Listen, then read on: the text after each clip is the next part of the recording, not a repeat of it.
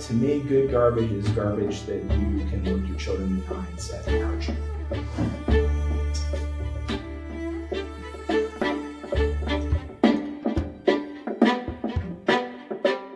Hello. Welcome to the Good Garbage Podcast. My name is Ved Krishna. My primary reason for existence has been to find ways to leave our wonderful planet cleaner. We will be speaking with material innovators, creators, and propagators to learn from them how we can build for scale and towards a regenerative future. Their stories will help us answer the big question, what is good garbage? Recording in person is always more fun. Scott Bolin, the founder of TerraSafe Materials, and I met on the sidelines of Rethinking Materials in London recently. Scott has such a diverse background, having explored literature and history and also having taught the same. He has dabbled with various entrepreneurial ventures, from absorbent materials for the hygiene industry to founding Next Century Spirits, a liquor company. TerraSafe now works on solving the challenge of translating an idea to application and then to a business. They have had recent success with Dissolves, which is now in the commercial space with laundry detergent packaging. This is a wide-ranging and insightful discussion, and I'm sure you will enjoy connecting with Scott if you have ideas that you are nurturing. Enjoy the conversation.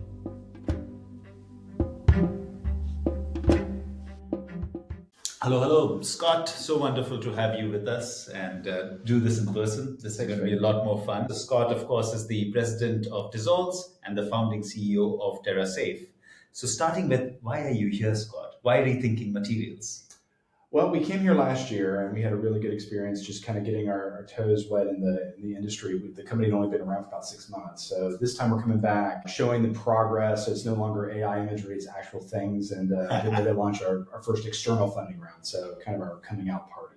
Oh, that's great. I'm sure you'll find a lot of good things happening in the world that Rethinking congregates together. So let's step back. Let's talk about your growing up years. Where did you grow up? What were the early influences? What got you here? I have a kind of an unusual background. I grew up in Raleigh, North Carolina. Like all good garbage entrepreneurs, I did a degree in English at the College of William & Mary, where there are no engineers whatsoever. And then I spent 4 years teaching English and history, mainly Western civilization. And I love teaching, but the thing about teaching is when you do it really well, they tell you to do the exact same thing again. Mm-hmm. And after a few years of that, I kind of got tired of it. And so I went to business school at North Carolina State University for my MBA, and they have a degree in technology commercialization. So especially really in bringing IT to market as an entrepreneur. So jumped into that and have been kind of doing materials ever since. Amazing. And I was wondering if, you didn't even just major in English and history. I think you did Shakespeare. I did. And I was thinking, are you going to Stratford-upon-Avon or doing some of that here? We're debating going to the Globe, which is about a mile from here. They're doing a Western version of Romeo and Juliet. So I don't know if it's different cowboy hats or we'll see like Native Americans. I'm not sure what's going to happen there. But yeah, we'll do that whole thing. So I'd love coming to England for that stuff. And of course, North Carolina State has an amazing pulp and paper program as well. So that didn't attract you at all? I didn't know about it until I came to NC State, and then I have founded 2 companies with a professor out of pulp and paper. Well, I have a very dear friend. I hope that's not him, Medwick Bird. So he actually, I think he heads it now, I think. But again... he might have taken over from my guy, Joel Pollack. Oh, yeah. I've heard that name. Yeah. Oh, that's amazing. Small world. So why entrepreneurship? Of course, a lot of people go and do MBAs. And not many teachers probably do that. Not many history teachers for sure. But it seems like you had the entrepreneurship bug all along or something. How did that happen? Well, a lot of it came from my dad. When I was growing up, I think a lot of fathers in the United States talk about sports figures. My dad certainly did that, but he worked at Xerox. And in the 80s, Steve Jobs had wandered through Xerox and seen the first graphical user interface computer. And it just captivated my dad's imagination, just the founding of Apple. And so he would talk about the founding of Apple Computer at the dinner table every night. And so we just grew up talking about entrepreneurship, even though he was an entrepreneur, he was in sales and medical device. And so it just kind of started there. And the reason I stick around is it's just the ultimate act of creative energy, right? You can write plays. I play guitar. I do all kinds of creative activities, but creating something out of nothing is the best thing you can possibly do. And so that's what keeps me coming back to entrepreneurship over and over again. I'm glad you defined it like that. I feel better about myself already. It's an addiction. I don't know how you do it, but I'll go back and forth. I'll tell my wife I'm never doing this again, and then a week later I'm like, oh man, I want to do it again. Exactly. So I see a bunch of other companies that you did, and it's a wide variety. So Anovo, Tethys, I don't know if I'm saying it right, and then Next Century Spirits, and those are very different businesses. So how did that whole journey come about? What was that experimentation? Well, I tell people, if there were ever a nuclear war, there'd be, share cockroaches and me trying to start companies. And so a lot of it came from just a refusal to give up on what we were working on. So my first company, Tethys, was named after the Greek goddess of fresh water. It was about actually garbage, wastewater in the oil and gas industry. We created this great bio-based material that would take wastewater and turn it into a solid mass, so you could take it to a regular landfill as opposed to taking it to a water treatment plant. And so we found that the oil and gas industry was spending $1 billion trucking dirty water across state lines, and those truck drivers were dumping the water on the side of the road. Just a horrible situation. It's basically nobody's responsibility. So we called them up and said, hey, if you could convert this salt into a solid waste, would you be interested? And they very much were. The problem was it didn't work. We worked on it for about a year. We had about 2 weeks of funding left, and we came to the conclusion there was just no way we're ever going to make this material work. So I'm sitting there as an English teacher turned chemical entrepreneur going, what am I going to do here? So we went back to our board and said, hey, give us 2 weeks to find something else to do with this technology. We went into the lab, and I said, what's that weird sample in the back? And it looks like goo. And they said, oh, that's a failed sample. And I said, what do you mean a failed sample? And they said, well, instead of pulling the salt out of the water, it's pulling all the salt water in, and it's turning it into a gel. And I said, well, that's kind of neat. What is that? And I said, well, we don't know, maybe a super absorbent polymer. And I said, well, I don't know what that is. What is that? And they said, well, it's the material that goes into diapers. And it turns out that in the diaper industry, which is, of course, a huge garbage source, one ingredient that gets less sustainable every year is the super absorbent polymer. It's the one thing they can't make more sustainable. And we had accidentally created the world's best bio-based version of that. So we spent 5 years scaling that up, and right in the middle of our Series C to go to pilot, the professor, Dr. Pollack, came to me and said, Scott, I've been thinking a lot about bourbon. And I thought he finally snapped. Yeah. It's a weird thing to say in a diaper oil and gas industry lab. And it turned out that no one had ever asked a pulp and paper professor what happens between the alcohol and the wood in a barrel to take it from clear to brown, and actually worked out the science behind that. And he said, well, anyway, I think I figured it out, and I think I can simulate that with a machine. And I said, okay, like really quickly? He said, really quickly. How quickly? An hour. Oh, wow. And I said, well, okay, well, that's nothing to do with diapers and nothing to do with oil and gas. How much will it take to try? He said, $10. And so I pulled out one Alexander Hamilton, and in the middle of our $17 million Series C, I'm doing 9 minutes on how we're going to save the world's dumps from getting rid of diapers and oh, by the way, we've got bourbon. And so the board came to me and said, look, we like you a lot, but you're not Elon Musk. You've got to pick one of these two companies. I was really torn because I spent 5 years growing this business, and finally got the revenue, finally got this big fundraising. And I was sitting in a meeting about what kind of bag we'd put the material in, and I could feel my brain kind of leaving my body. And so I said, you know what? I'm going to take the liquor company. And so we founded Next Century Spirits to provide a way to bring a lower cost alcohol to the industry.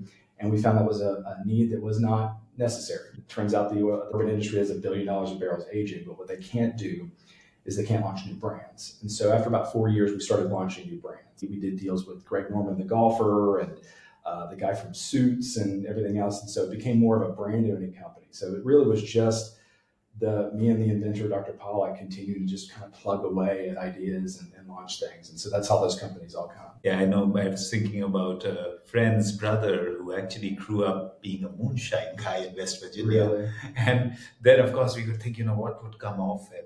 This guy is just going to ruin his life. And he became a huge brewer. He's probably one of the biggest in West Virginia, at least even now. And he was just a moonshine guy making this thing and, getting his friends drunk or what have you. That's funny. I was born in West Virginia. Oh, wow. Which part? I was born in Charleston, Okay. and my other half of my family is in Point Pleasant, home of the Mothman. Okay. Half man, half moth. Very Okay. important. I did not know that, but my wife grew up in Elkins. Okay. So at least every summer we are there. They have this festival that happens in Elkins, Yep. and my wife loves Zydeco dancing. Yes. And there is a lot of bands that come through Cajun and Zydeco. And we have to be there every July. So it's her parents are still I there. very rarely run into people that have been there. That's Exactly. amazing. We made her shift to India. So we said, because she was a hillbilly, she fitted right in. We said, we have no pipe toilets and stuff like that, and you'll just be fine. And she said, yeah, totally. Well, ironically, a lot of our investment thesis around Next Century was going to India.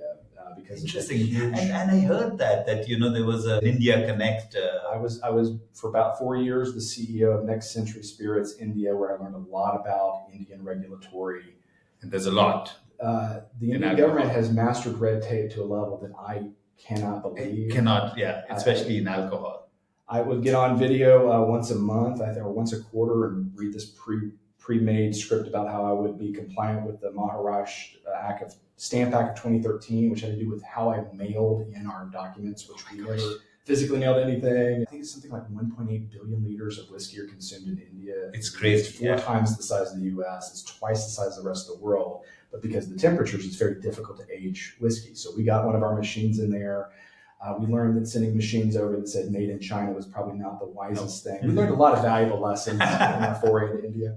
And it's so interesting because it's such a puritanical society.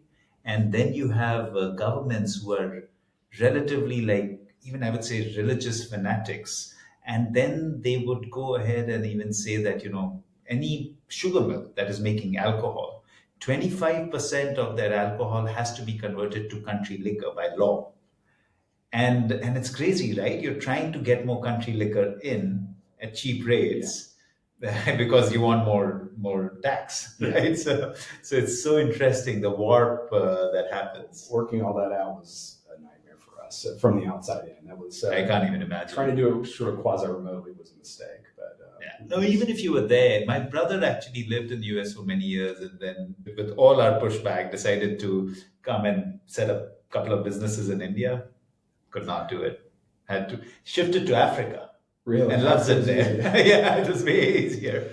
So it loves it there. So India is that complicated, but we won't get into that. So talk to me about TerraSafe and how did that happen after the Spirit experience? And something must have come calling to take you this direction. Something did come calling, a venture capital fund. Okay. So Big Idea Ventures is a global fund primarily in the alternate meat space. Several years ago, they were dealing with a number of potential investors in the rural banking community in the United States that wanted to invest in startups that were in a rural location and didn't have an opportunity to. So Big Idea created a fund called the Generation Food Rural Partners. I don't know what that means. They internally call themselves GFERP. I just go with it. But what the model is it's actually a venture studio model. So they acquired an AI that allows them to look across the entire spectrum of university tech transfer offices. So scaling back a little bit, I'm one of the few people that actually uses their degree as intended. My specialty is licensing university IP and bringing it to market. That's what my degree is in. I'm actually teaching the course in the fall. Yeah. So you continue to be a teacher.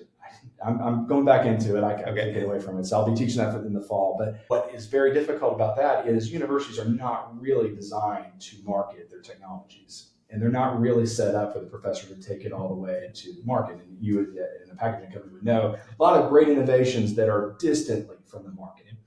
My world is getting it from the professor's brilliant idea out of the lab coat, off of the table, into the marketplace. It's difficult to find great technologies. The fund created an AI that would scrape all of the universities for interesting solutions. And then what it did was it would synthesize a portfolio of IP, not from one university, but from many. So we were the first model. They called me up and said, you have a background in this kind of technology. We'd like you to solve packaging. And I'm like, I don't know a lot about packaging, but I do know some about biomaterials. What part of packaging? They said, well, all of it. And I'm like, well, that's like a $3 trillion market by 2030. Can we be more specific? And they said, no, you have a pretty broad mandate, but here are a couple different categories of interest. Getting rid of PFAS coating, getting rid of foams that are expanded polystyrene, those kinds of things. And so we've created this bucket, not of one professor and one technology, but 3 3 universities, Purdue, Penn State, and NC State. And instead of one technology, we want you to license 25 of them all at once. So 4 patent families, 25 patents, bring them all together. And at first I was skeptical, right? Doing one thing for 5 years. I used to have hair, then I tried to do one thing.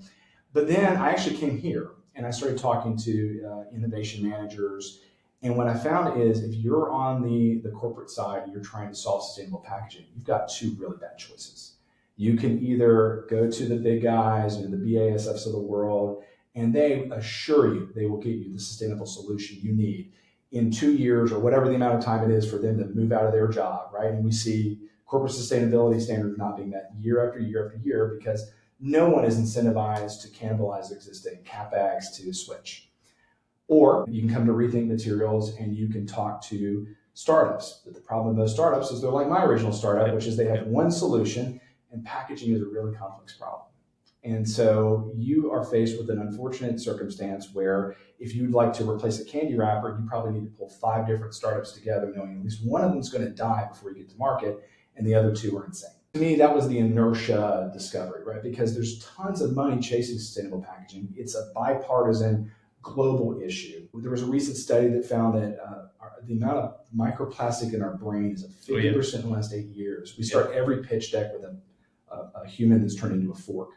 And I have small children, and I do not want to have my children have 2 forks in their heads by the time they're grown up. So it's this universally true thing that we want more sustainable packaging. It's not happening because asking a packaging company or a CPG to bolt together a bunch of early stage startups all at once to get that package all done is really hard because just having one piece of the puzzle is really insufficient, right? You can do incremental improvement, but does it really get you there? After Rethink, I really hit the gas and we licensed all that technology. And then we started doing acquisition as well, because what we found is a lot of those startups I was telling you about, they saw something that we had, which they didn't, which is a really experienced team. So I managed to pull together a team. I think there are 4 former CEOs, there's more than a dozen startups represented, over $100 million in venture capital raised from multiple different people on the team, multiple products commercialized. And so a lot of these inventors, they're very ideologically driven, they're usually pretty technical. They started coming to us and saying, hey, can we come in? And so we actually acquired Dissolves, which is why I have 2 titles. And we're going to merge now, so I don't have to bring 2 cards. We're going to jump ahead to the end here, but keep going. If we're going to talk about what's the best kind of garbage, the best kind of garbage is no garbage. Absolutely. And so you're familiar with the detergent pod, right? Absolutely. Okay, it went from 0 to 25% market share in 20 years. Wow. Yeah.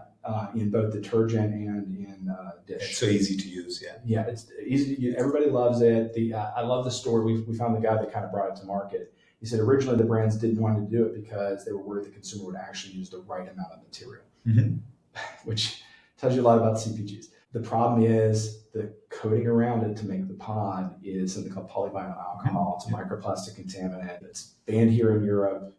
The Australians have never seen it. New York is banning it. California is banning it. This young man who's actually here at Rethink Materials, he'll be on the panel with me. Nice. Back in 2018, wasn't thinking about laundry detergent pods. He was thinking about how the mess he was making in his college dorm making protein powder. And so way back in 2018, he invented a way to make a pod out of vegan material. So what you see here is entirely bio-based. Can I touch it? Absolutely. As you know, you've talked to some of our competitors. There's quite the race to make this pod. Yeah. Where this quietly is differentiated is the pods are all made in outsourced pod making facilities for the consumer products. We're the one that's actually run on those machines. So typically they have to use a custom machine and custom materials. This drops in to existing pod equipment. And so we're actually at that facility right now. And so, instead of making thousands, we'll be able to make millions or tens of millions. We had a cleaning product company come to us that consumes 800 million pods a year just for cleaning supplies. And so we brought him in. We found that he'd done a great job. And I'm sorry to ramble, if that's okay. Oh, no, this is your show. You can ramble as much as you want. Yeah, I don't want to do it. Great example of an entrepreneur, right? So he had no money. He had raised, I think, like 150 grand in 6 years. Worked out of his mom's basement. Really, talk about just endurance, resiliency. He'd outsourced the making of the film to one group, and he'd outsourced the making of the pod to the other group. And so when we acquired the company, we called them both up and they said, you know what, it's 90% of the way done. And they were both in agreement with that. What they weren't in agreement of is who was responsible for that last 10%. Yeah. And it turned out the filmmakers had never made pods, and the pod makers had never worked with a novel film material before. And so it was just this never-ending blame game between two well-intentioned outsourced R&D groups. So we brought in our experienced team. Within 6 months, we got to revenue. But the TerraSafe model has really morphed to not just, we have a lot of IP from universities, and we're going to provide you with a lot of those. And we do. We can give you everything. We can give you one piece of it. And I brought some things to show and tell here. But it's also that we see just this huge opportunity of all these incredible novel materials and novel technologies that are sitting in what's called the valley of death, right? It's that space in between a great invention in the marketplace where our team and our facilities are able to come in and bring those forward. I'll give you one more a case study of that. So I was at a trade show. A guy came up to me and said, "Hey, do you do laundry sheets?" And I said, "Of course we do." And then I went and Googled what a laundry sheet is. Because as a CEO, the answer is yes until we actually get cash flow positive. It turns out it's a laundry pod reduced to two-dimensional form. And we use these all the time. So yeah, and I'd never heard of them. It's a relatively new market. It's about $600 million market cap. Our team, I emailed them. By the time I got home, they had a working prototype. That's really nice. Whatever you put in there. It smells really important for the consumer. Yeah. And we were able to reduce that to practice in just about 3 weeks. We know how much it costs. We know how we make it. We're negotiating deals on it now, and just a great testament to having, working with a great inventor, really experienced team, bring it to market. And then we find partners that either want to make it themselves or we'll make it for them and bring to market. But that's why we have so much breadth, is we're able to get in there and really execute quickly. I'll show you the last thing. To me, this is the great example of the TerraSafe ethos. So getting back to that problem of multi-component. So if you want to take sushi trays, right? So black plastic is gross, right? And yet we use it on the food that is the most sensitive, which is sushi. Mm-hmm.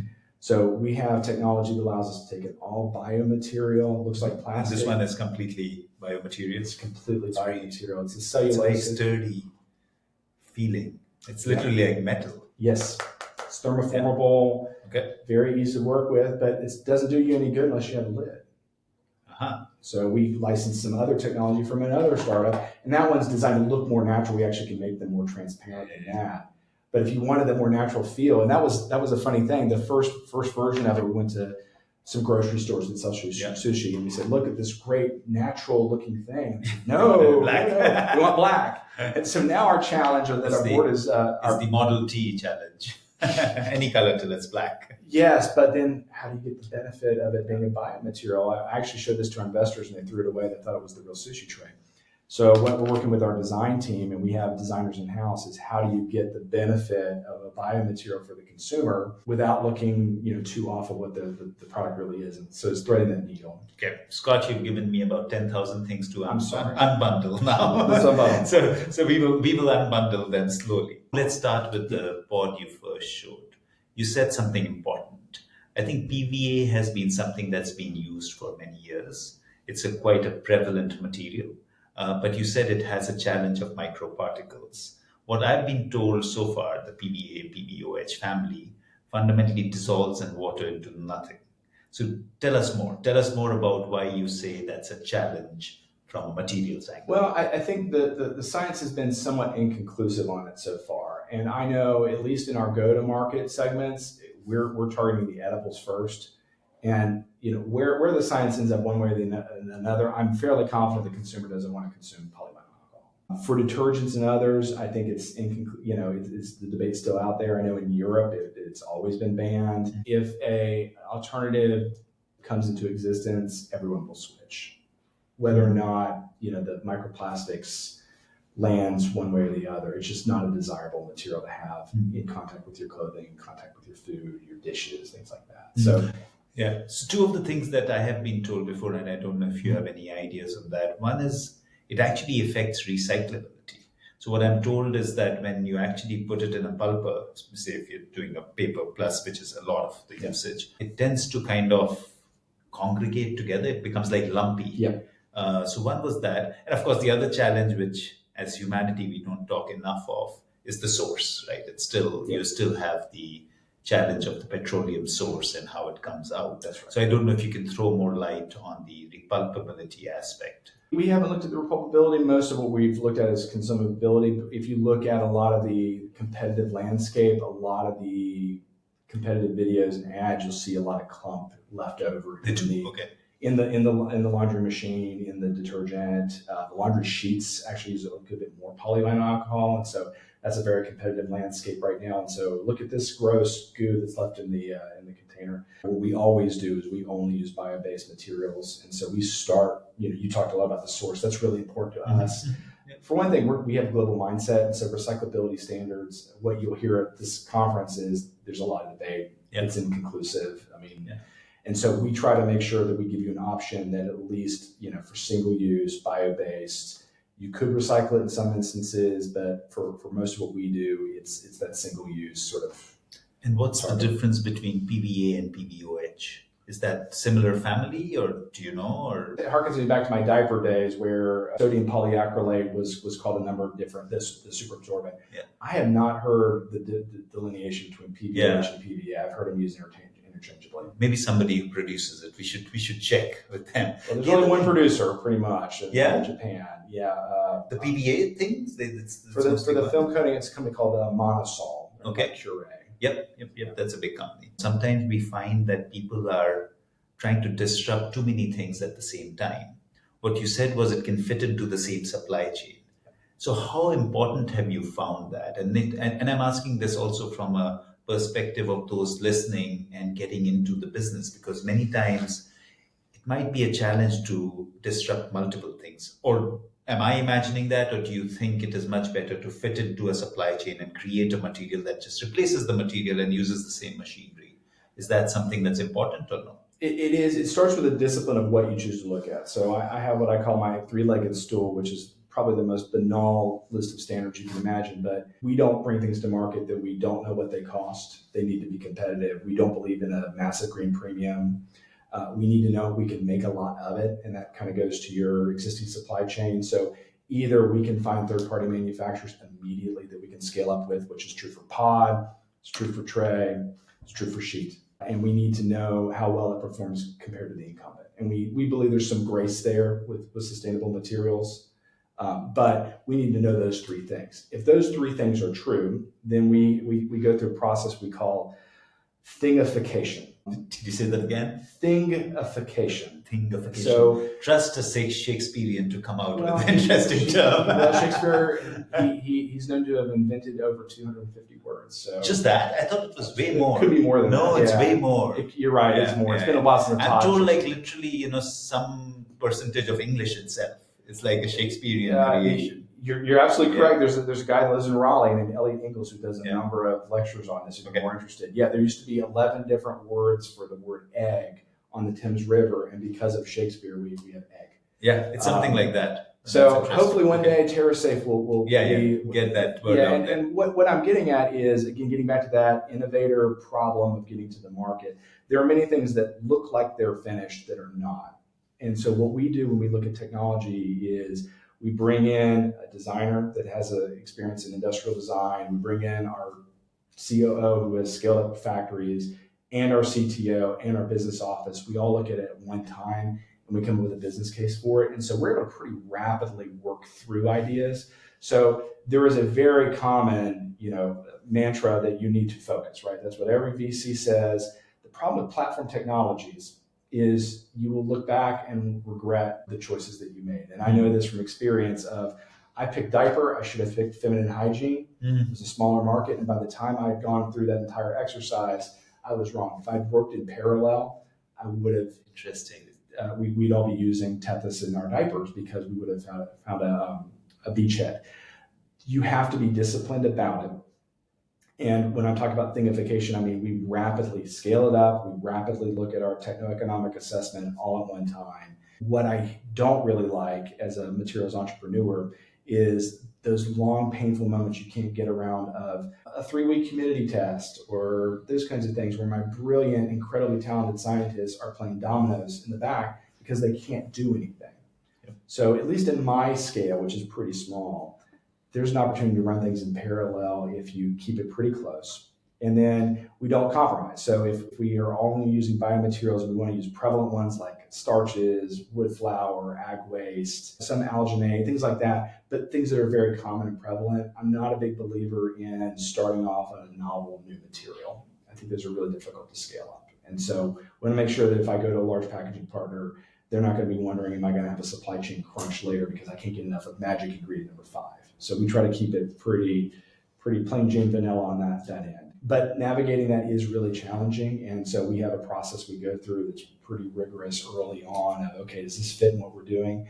And what we acknowledge is as we move forward, our scope is going to narrow. So we have a fairly large pilot machine that does coatings and films. So right now that takes a priority. So our ability to make these sheets, that came from a pilot machine we already had.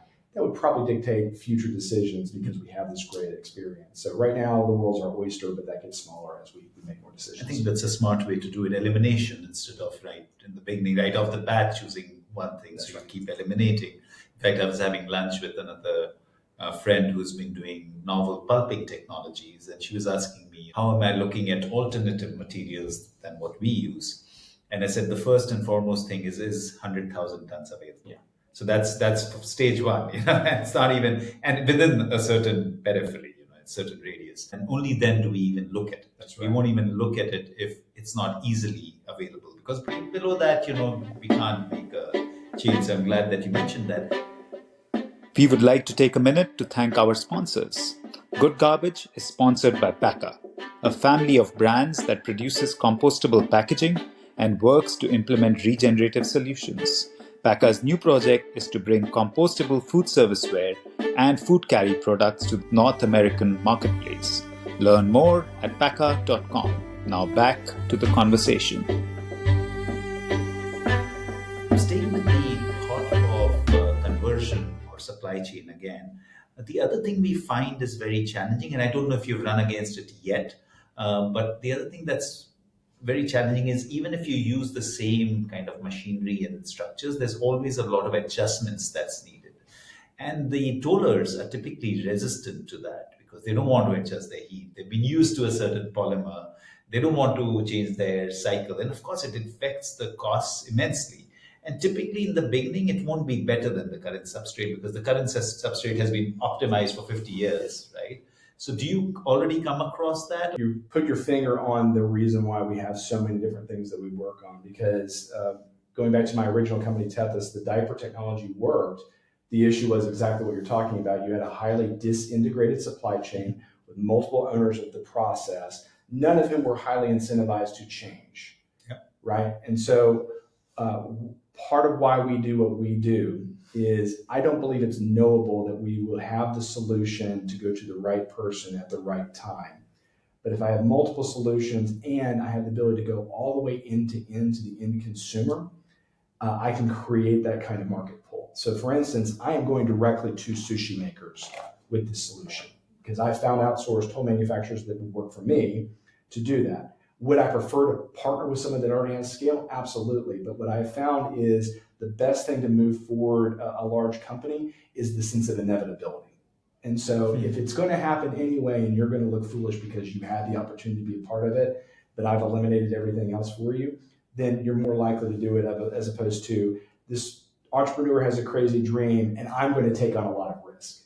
I was very close to selling my first company, and I remember the CEO finally brought in the VP of engineering 6 months into the conversation. And I looked at his face and I realized all the things that I imagined would be fairly easy were all going to be his responsibility. And he wasn't going to get a yacht if it worked out. He was going to get a bonus, right?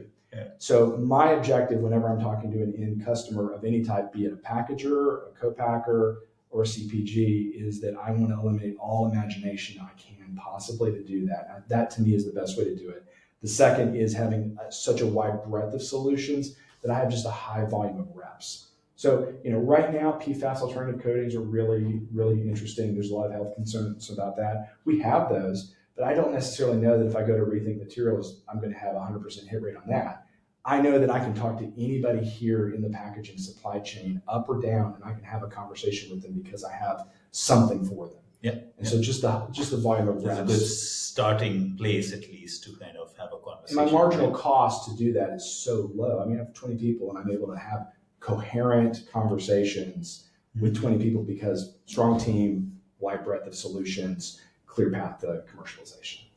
Wow, superb. So staying with that trend, Yeah. one thing you mentioned is scale, the idea of scaling. Yeah. So there are two ways to go around it, right? And I wonder which one do you adapt to more? One is to find companies that are already at scale and to find them solutions that they're looking for and then adapt. Like I know that we are struggling with barriers, for example. So I'll give you a practical situation. So one of the things, so we focus a lot on trying to find solutions for long shelf life packaging, which is basically multi-layered substrates right now. But I don't call it multi-layered substrates because maybe that's not the holy grail. Who knows, right? So basically, it's a long shelf life packaging that doesn't want to be oxidized or have moisture come in. So fundamentally, the big challenge, as you will know, is barriers. So, but we are at scale. So should we be the ones coming to you, or would you typically prefer people who are, starting out but looking to at least pilot and go beyond, or is it both? How would that work? Well, it would be really difficult for me to shortlist that way. I'd have to go both. Okay. So, taking your hypothetical, what I would tell you is my CTO worked at Weyerhaeuser, is published in the field of barrier coatings, and has a long track record. You actually know her, Julie Willoughby. I have. I think you've met her before. Yeah. So long track record in this space. It's not possible for me to know which part of the barrier you necessarily are weak on. And my guess is if you were any typical packaging company, you'd be somewhat reticent to tell me which area. Mm-hmm. What we try to provide you is we have an array of them, and here's the pathway to how we have scaled them up. If you would like to partner with us and come alongside us and license or partner with us, you can. But our sense is that we need to have a clear pathway to going all the way to market without a licensing partner. I've done that a few times. I did get some licensing revenue in my Tethys days, but my sense is the risk, for me, time is the risk. I have more money than I have time. And so what I want to do is create a scenario where I've eliminated all the things I know you're going to worry about as quickly as I can. Mm-hmm. Now, I think there's a premium to be had if you're the large company that's able to make that bet early, right? Because because I have many children.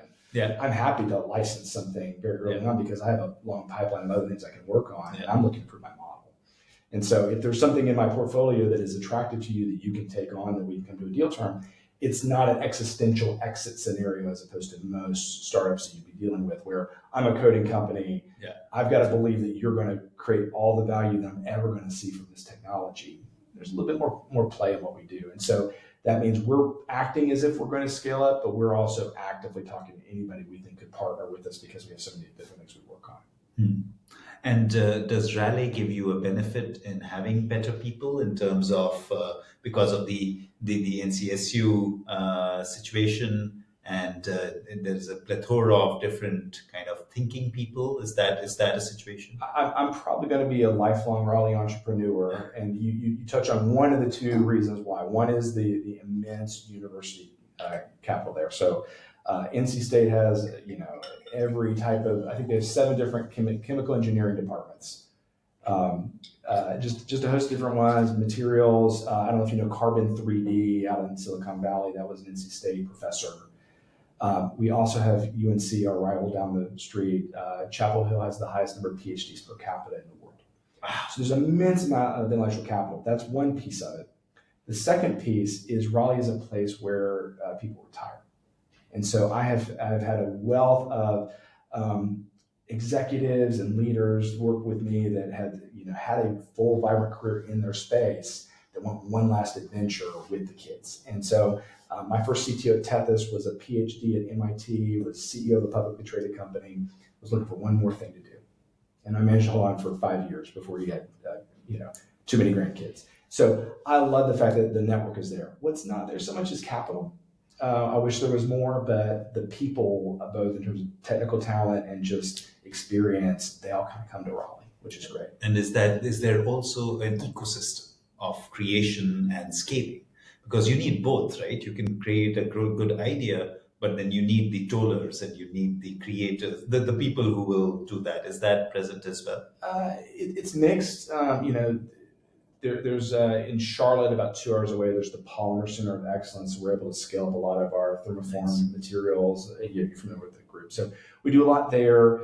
A lot of the paper companies have installations there. I was across the street from Duntar for my diaper company. Didn't even know it. I managed to coax them over with Chick-fil-A to look at my materials. So they ate chicken nuggets and said, that actually works. So there's some, is there a grand track record of material excellence? I wish there was. I'm kind of pioneering it. Unfortunately, the carbon 3D story is the more common story, which is a great inventor moves to Silicon Valley. I find that very expensive, and I don't like Silicon Valley as much as I like Raleigh. So I'm trying to. I've heard it's a great area, but we're digressing to that because I've heard it's a great area, so I'm going down that alley. Instead, I want to give you hope. And the hope comes from our own experience. So we launched molded fiber products in India about 8 years back. And when we went in, we had no clue about this. We were a wrapping and carry kind of pulp and paper producer. And we really wanted to do something in the space of polystyrenes and styrofoam. And that's how we went in. And typically when you went to the market, all they wanted was round white plates. It had to be white and it had to be round. And we said, it doesn't make sense. One, why would we bleach a fiber and lose another 5 to 8% of yield? Plus add in chemicals which could potentially be harmful. It's still, dioxides and things like that. So we said, let's challenge this. And we went brown. And we didn't even understand the idea of round. So we said, you can give a better area for eating food. Yeah. By not being round, you can still be kind of nice looking and cornered edges and stuff, but you can be more in the squarish side. And we introduced it, and there was an uphill struggle. But as time has passed, it's the reverse. Anybody who wants to enter the Indian market now wants to copy our products. So they have to be brown now, and they have to be our design. It's literally our brand is called Chuck, and they'll say it's Chuck design. So don't lose heart on the black one. So stay with it. I'm sure people will appreciate. I personally think the brown looks so much nicer. I do too. I think it makes a statement. I will say I really admire what PACA does in terms of the clarity of your mission. You've got 4 areas that you really focus on. We kind of hit at least 3 of those. But I think standing by what you believe is really, really important, because if you just compromise, if all we did was do a fake plastic sushi tray, the consumer would miss it. And I think there's a variety of things that are not happening. I will tell you, Ved, that my designer did not allow me to bring my favorite materials because she's filing some design patents they're not rectangular. Oh, nice. They are a different shape because she had a vision. And sushi's around typically. So I hope she's kind of taking that into consideration. She's doing a variety of different shapes, and they're amazing. And I look at it and I think it gives me different. It's not just a sustainability value proposition. It looks new, and I like that a lot. So I appreciate you telling me that story. It's amazing how things get kind of stuck. Like, why do we keep doing the same things over and over and over again? And why would you want it to look like a cheap plastic? Like there is no reason. And there will be takers. I find that it just takes a little push and conviction, and then things start to alter. And in fact, take fancy, right? They become the talk of town then. Otherwise, you've just introduced you are another commodity player who can be replaced easily. You're controversial, then you're the verb, huh? Exactly.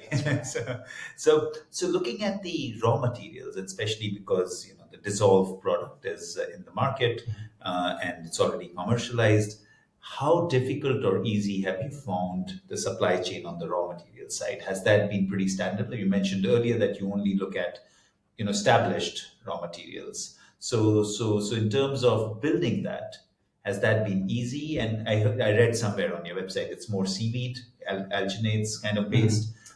So has that been easy to source, or is that a challenge?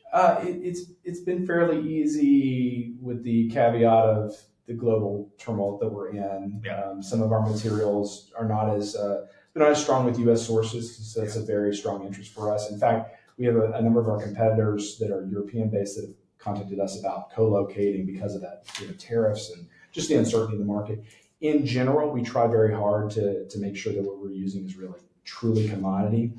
Where I think we want to go that is a little bit harder is we can use ag waste, things like wood flour. We had a canned fruit company come to us about they want to destroy a piece of the outer layer of their fruit, and right now they burn it because they don't want to lose their IP.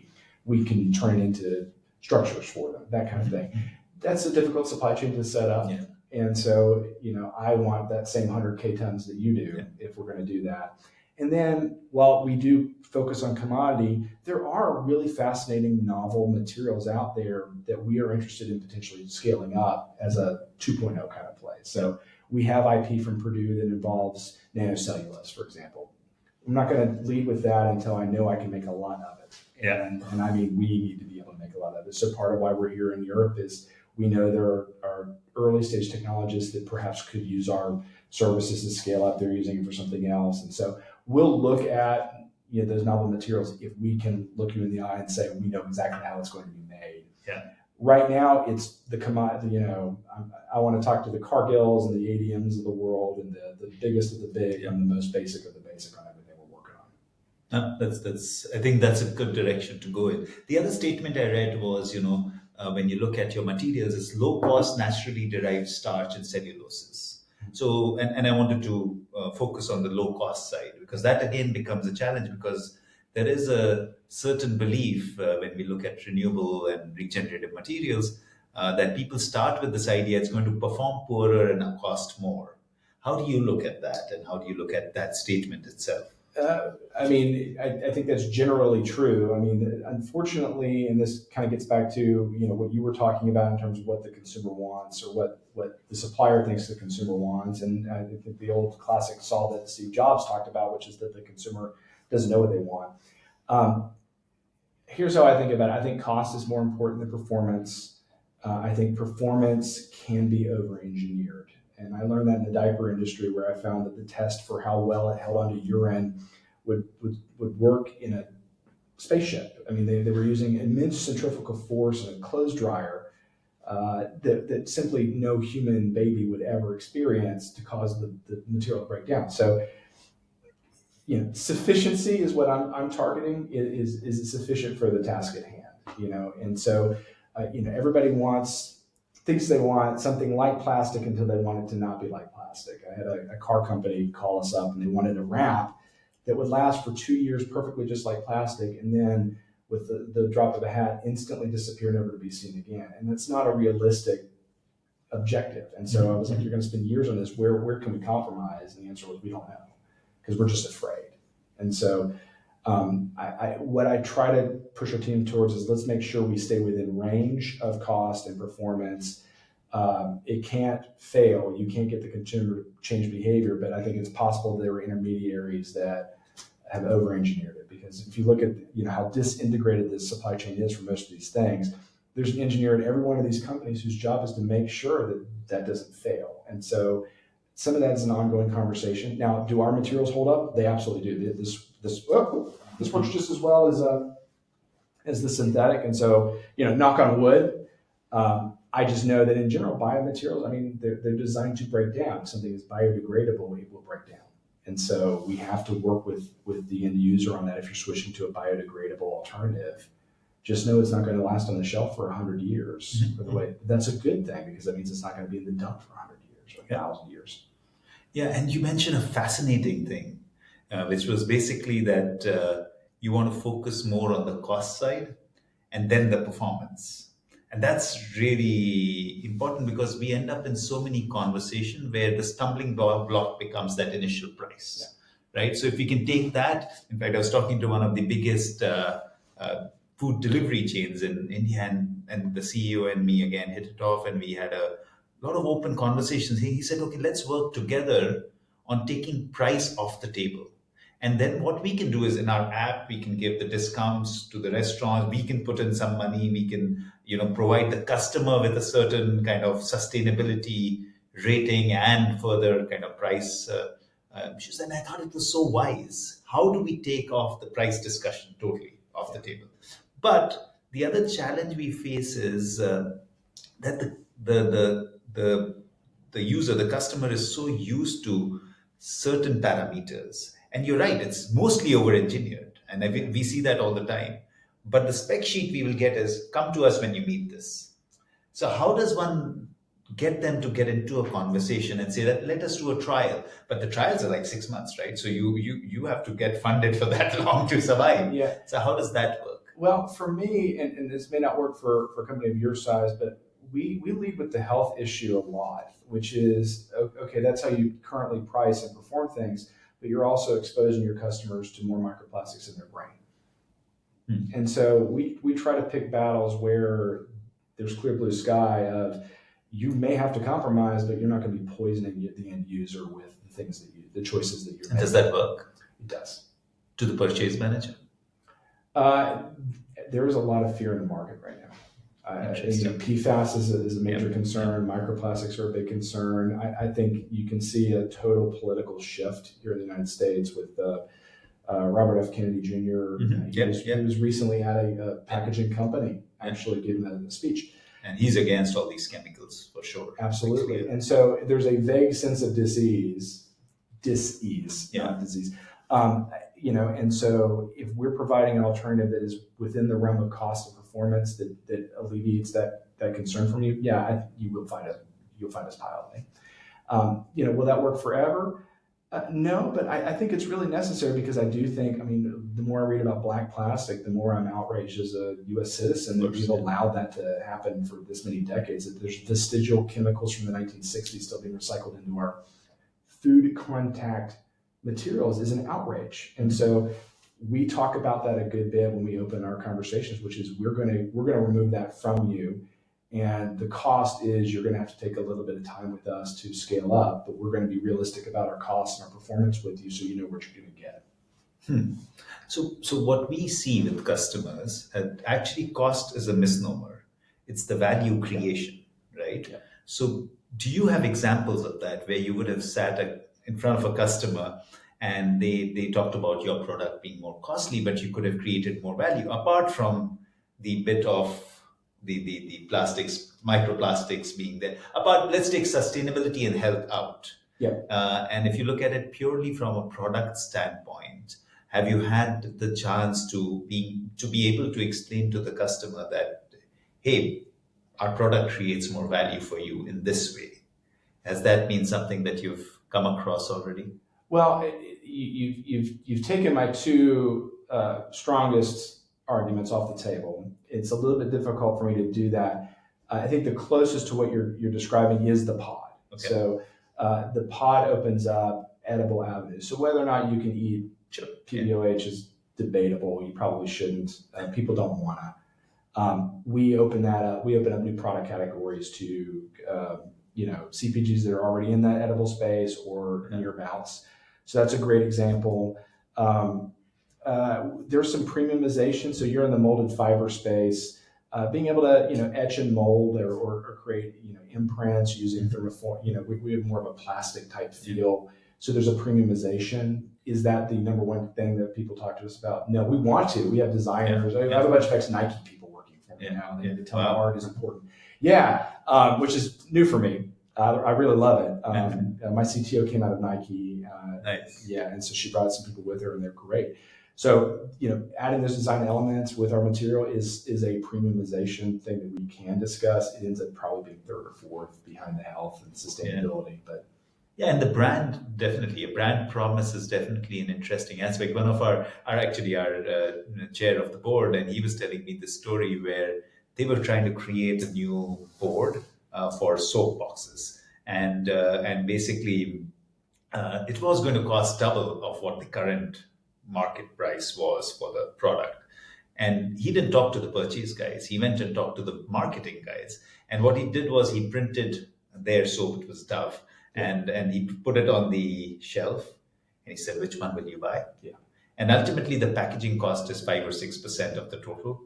And even if it went to 8%, it didn't really matter to the marketing guy because he felt that the offtake will be higher. So I thought that was a brilliant way to do it, right? Where you talk to the people, it matters. And he actually sold it at like 150% of the current substrate. So he actually sold it. We get worried about 10-20%, right? And he actually managed to sell effectively, and they became the brand in the whole industry. I believe it. I'll give you a story from NC State. So they did a study of toilet paper, and they found that toilet paper on a per pound basis is more expensive than a BMW. Oh. And the difference between the least good toilet paper and the most good toilet paper from a performance perspective is negligible. Bad toilet paper and good toilet paper, I mean, from class to class it changes, but what changes is good design, good branding. And that would send, sometimes 150% change in price because of the value the consumer perceived around it. And that's something I've remembered for years. I mean, Joel showed me the data. I'm like, that's just incredible. I mean, you never think about toilet paper being that expensive. Yeah, especially when you're toilet papering somebody's house or something. Yeah, I didn't run with the joke. But, back when I was a kid, we used to throw toilet paper and eggs at our enemies, and now with inflation, we don't do that anymore. Yeah, I read somewhere you're also working with foams. Is that something that is in coming soon? What is it? What do you mean when you say you're working with foams? We acquired two different families. Two different professors approaching the problem of expanding polystyrene. Okay. It's a little bit further down our pipeline just because we're so busy with foams and coatings, but we have made functional prototypes for an automotive company recently. They're one is starch based and one is cellulose based, basically. Okay, so it's like cellulose acetate. Acetate, yeah, a little bit of that. Yep. So so that one's a little bit further out. But we do have functional prototypes. We do share them with people. They're just not, we don't have that commercial pathway nailed as much as we would like.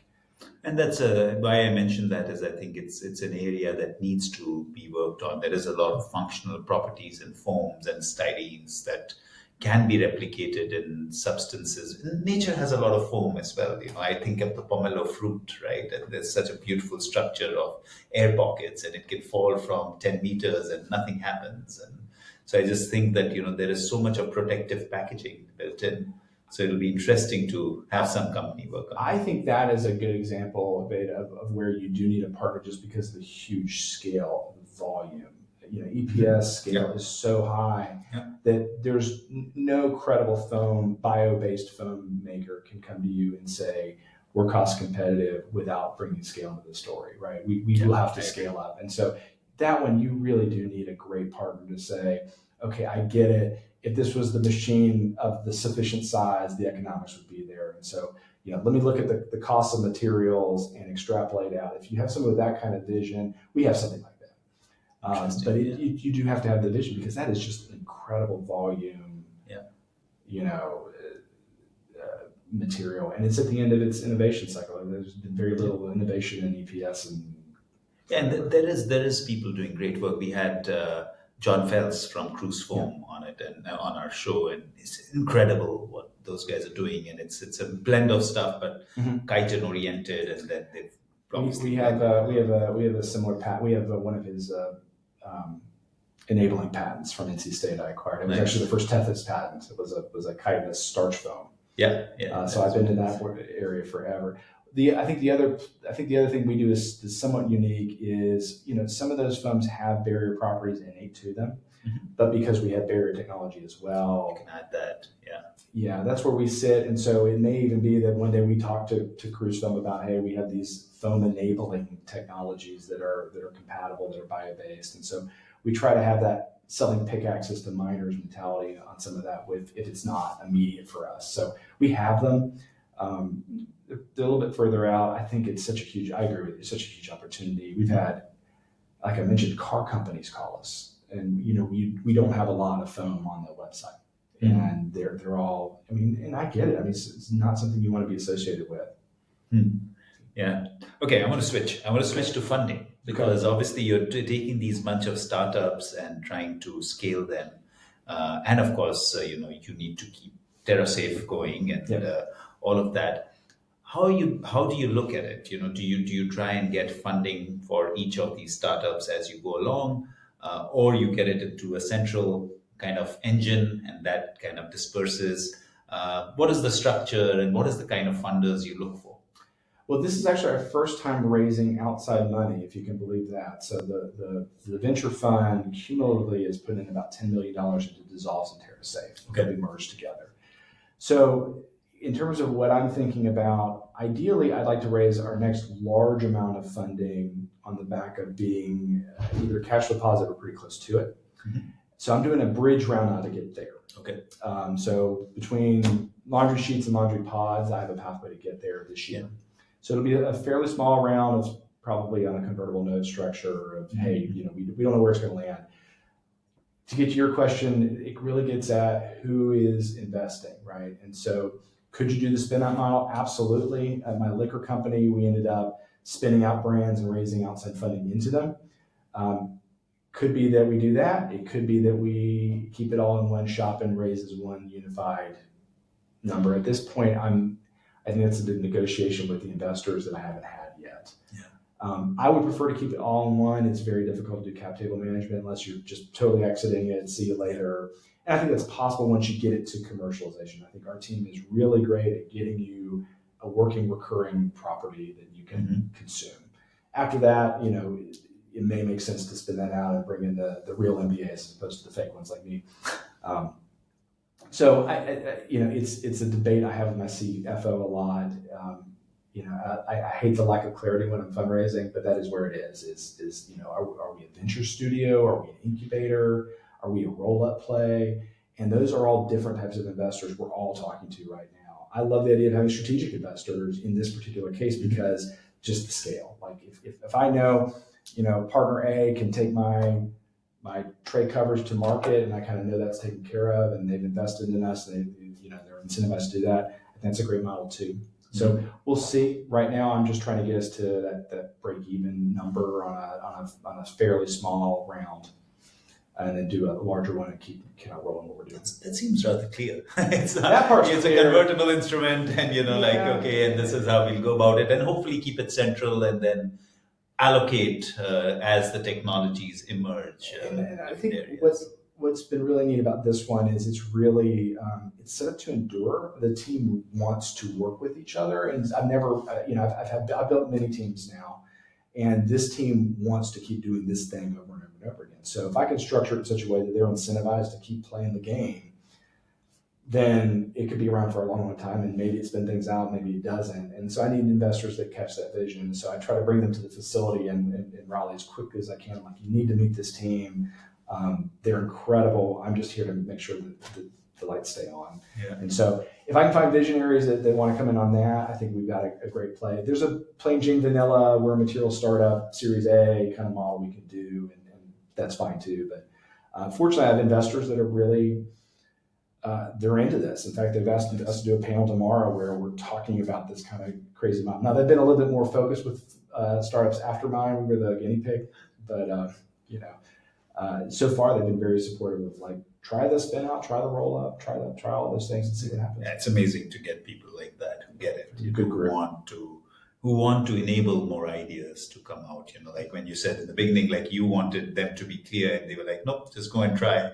And that's amazing. Like, who does that? I keep waiting for the shoe to drop. The number of LPs that are big corporates, sustainability and packaging are a big issue. They have funders that want to fund rural startups. They found a great team, and they largely get out of the way, which is unfortunately, I think, the best marker of a great investor. That and being inquisitive. Okay, so two products, which are more or less one product is already out in the market, the other is coming out. Yep.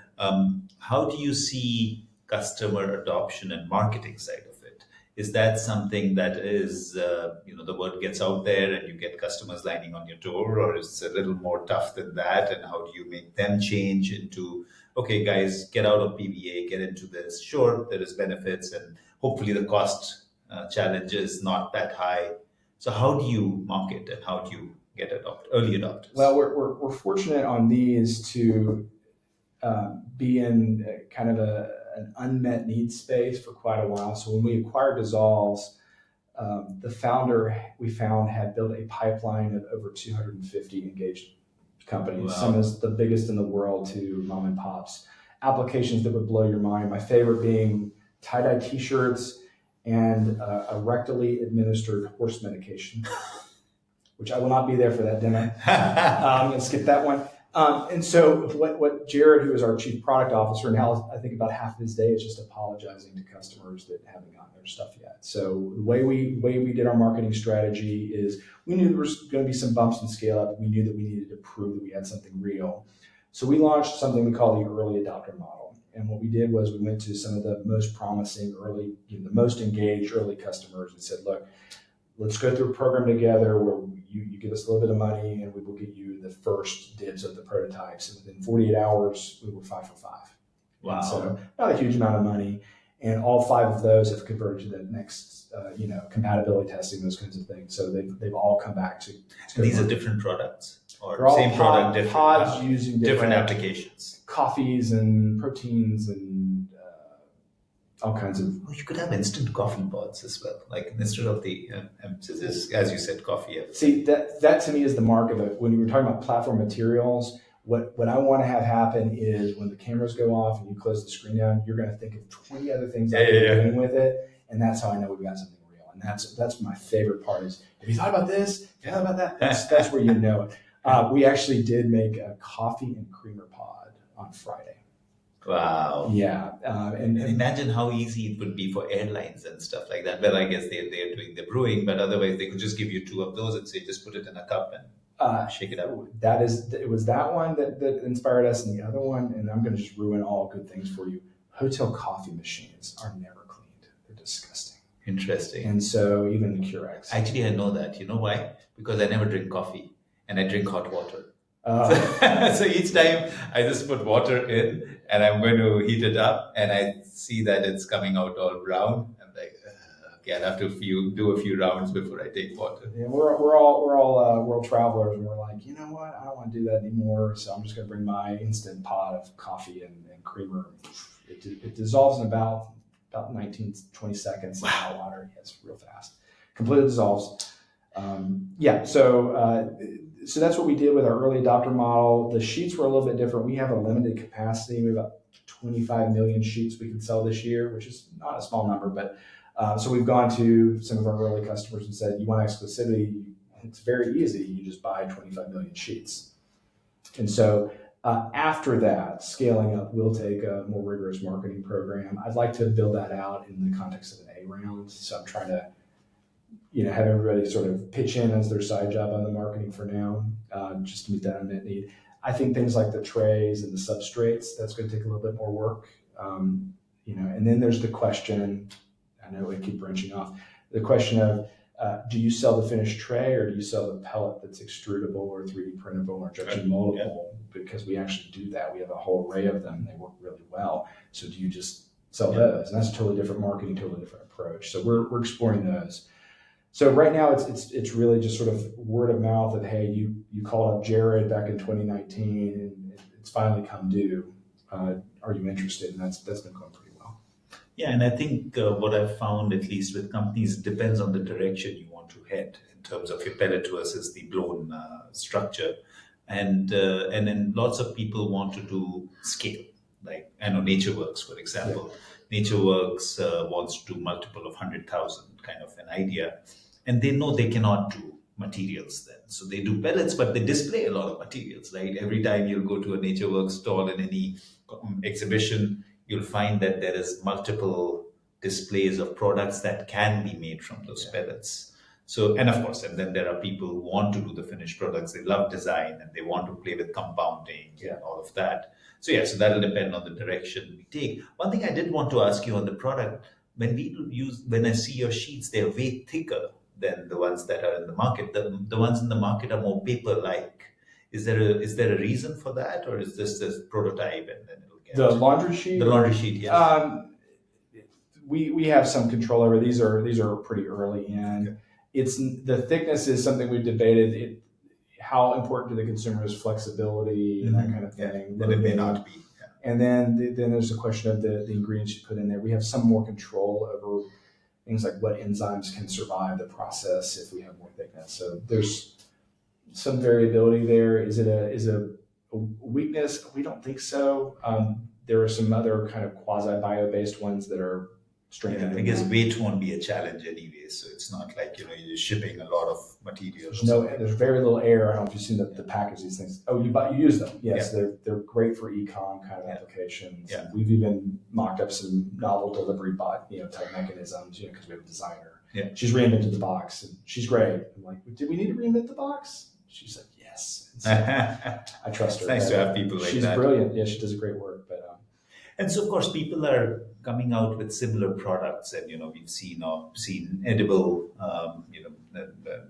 edible polymers being used in even the London Marathon and things like that. And of course, so how do you see these quote unquote competition as we go forward, where there is similar applications that are being developed? How do you see yourself differentiating from them?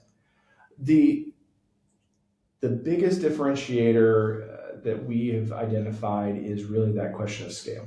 And so, having scaled up a novel material that had custom manufacturing as part of it with Tethys, I do not want to ever do that again. And so, my understanding of some of our competitors in the pod space is that they require their own equipment to make the pod. If you are going to be using pods in any kind of volume, there are half a dozen pod makers around the world that if you can't use their existing machines, it's a challenge. Yeah, it's a waste of time. And so when I go to trade shows and the like, I name drop the name of the person that we've run on their machine, and that kind of clicks the door. The London Marathon one I believe you're talking about has some stability issues that I think would be unlikely to survive in a commercial environment. I think it's a short life kind of. Very short. Yeah. Very short. Yeah, ours are designed to exist in the standard Mylar bag for pretty standard amount of time, as opposed to event-based kind of. I think it was a good showing. I love that the liquid one. Yeah, we also focus almost exclusively on powder. Now, because so you don't do liquids so much. Not yet. Okay. Now we've merged a pod company with a company that does barriers and films, and so you can imagine that being in the pipeline one day. But yeah, really the powders, and that's a multi-billion-dollar opportunity for us. That we could focus on the liquid, but and I want to do a cocktail because my liquor background. Exactly what I took that to. Single malts. We had the world's most award-winning American single malt. Oh wow! Back at the liquor company. Yeah. Huh. So that the scalability we have, I believe that's a key Rubicon moment for pods is, did you run on an existing pod line? Mm-hmm. So there's that, and then the general stability of the material and actually.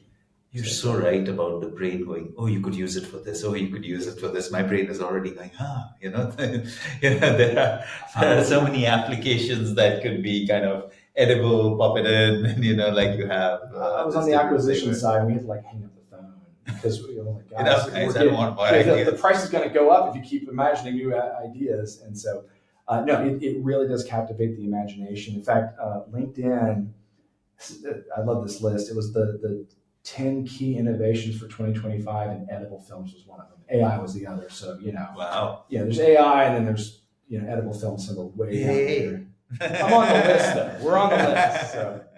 They just didn't get the positioning right. It shouldn't be. Not the valuation. Yeah, it's what impacts the earth more is something that we have to look at. More energy usage or different carbon impact. So that's a conversation that's going to be a long one for AI. So we'll take that off the camera. So let's move towards the closure. So if you look at scale, how do you see TerraSafe and Dissolve in the next 5 years? And what would be your dream come true? Well, we have a 60,000 square foot facility and a pilot line up and running. We're capable of running probably another 5 full scale lines, varying types. So that's either melt blown, injection molded substrates, or more sheets and pods. What I imagine in 5 years is that we have brought in some of our outsourced manufacturing to that facility, but that we are, in the billions of pods and sheets. And somewhere in the millions or tens of millions of units on substrates, and hopefully with a clear evidence of a replicatable pipeline. Because like I said, the team just really likes bringing things to market. That's what they're really great at. And so there are other things that we've acquired that are further back. There are things that we look at. And we want to be the known provider of choice for disruptive technology for packaging. And so we want to be the first call of, hey, we're having trouble with this. And our team is like, well, we either have it or we don't have it. And we're going to go get it for you. We're going to help you out. We want to be that person you call. And so that to me would be a great career, great job to have. I'm going to add on to that one because I just wanted to continue to absorb the excitement. Yeah. And so if you were to choose three new products which are in the pipeline to scale, what would your choices be? That these are the three I really want to see succeed in the next 5 years. That are not pods. That are not pods, that are no soap applications. Our PFAS alternative. Okay. Because and that's a coating alternative. Mm-hmm. We do a coating and we do a film version. Okay. So that's one. We own that one. We own elements of nanocellulose, which someone who's been in the fiber-based world, it's been long foretold a solution. And we have some really interesting patents that need a nanocellulose. I would love to find a way to bring that at scale. And we've got a couple things we're playing around with. I'd love to send you some sheets at some point. I can't tell you where I got them from, but we're trying to bring that in. That'd be number two. And then I think the EPS alternative. I mean, that if you want to talk about an impact in the world, I like that it's in your three. Yeah, I mean that's such a huge impact, and I've been making my bones as an entrepreneur on what percentage of dumps are made up of the thing I'm trying to replace for over a decade. That just the volume of that, just to keep your thing from getting dented, it's a tragedy. And so if we could bring that, now there are some cruise foam is very competitive in that space, and so they may beat us there, and I'm okay with that. But they're in one application. They are focusing on a certain area. Yes.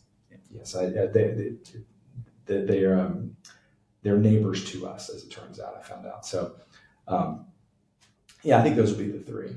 Nice. Thank you for that. So, of course, you've answered this, but I have to ask again, and maybe you can expound on the earlier answer. What does good garbage mean to you? I have two answers on that. I'd say the best garbage is no garbage. And so, that's what this year is about, is bringing things to market that you don't have to worry about throwing them away. To me, good garbage is garbage that you can look your children in the eye and say, I didn't hurt you. Nice.